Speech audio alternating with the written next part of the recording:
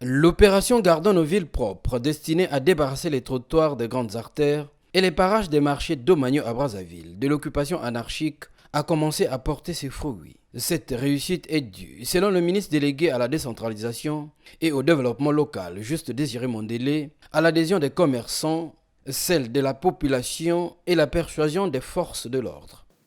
Je voulais cependant rappeler simplement que l'assainissement, c'est l'affaire de tous. Rappeler aussi que bientôt 2 mois, en effet, que nous avons lancé l'opération Gardons nos villes propres. Et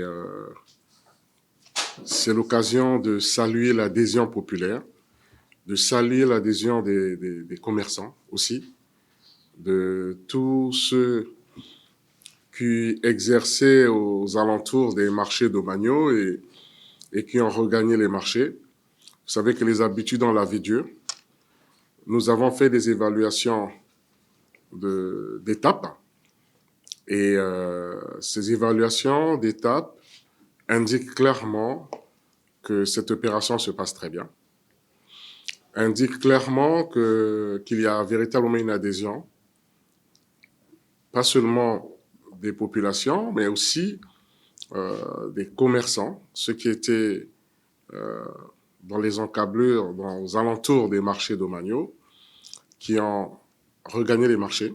Je voudrais remercier la force publique. Je voudrais remercier la force publique parce que non seulement elle est vraiment, véritablement dans son rôle, mais elle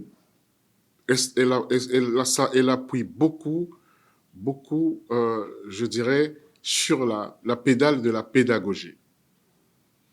Je vous garantis, la police est vraiment dans une démarche pédagogique et je pense que si, jusqu'à aujourd'hui, cette opération elle est bien comprise par les populations, par les commerçants eux-mêmes et que ça se passe sans, je dirais pas sans difficulté, mais avec beaucoup de compréhension, c'est aussi parce qu'il y a une démarche pédagogique aussi de la part de notre police. Malgré les actes de provocation de certains commerçants et tenanciers, des kiosques qui reviennent au galop sur les trottoirs de certaines avenues, le ministre Juste Désiré Mundélé rappelle que de telles attitudes de récidive allaient rencontrer la réplique des forces de l'ordre. Pourquoi récidive? Je vais demander à la police et à la mairie de passer. Là, il n'y a plus de pédagogie puisque la pédagogie a déjà été faite. Ça s'appelle maintenant de la provocation.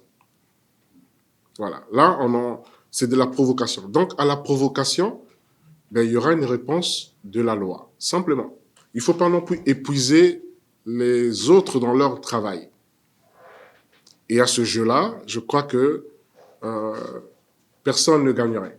Outre les cas des citoyens récidivistes, les maires, les chefs de quartier et de bloc sont appelés à accompagner le gouvernement à travers l'opération Gardons les villes propres, à travers la sensibilisation, afin que la population puisse s'approprier de cet élan d'assainissement des voies et marchés des grandes villes. Je reste aussi un peu sur ma faim, sinon nous restons sur notre soif.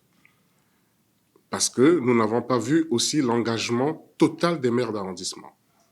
Ça, je tiens à le souligner. Les maires d'arrondissement, on attend plus d'eux, on attend davantage d'eux. Euh, je pense que l'un des rôles, l'une des actions attendues par les populations, c'est l'assainissement. C'est l'assainissement de leur environnement. Et je voudrais pas, c'est pas mon rôle de distribuer les points, mais je prends le cadre général par rapport au rapport d'étape que nous avons.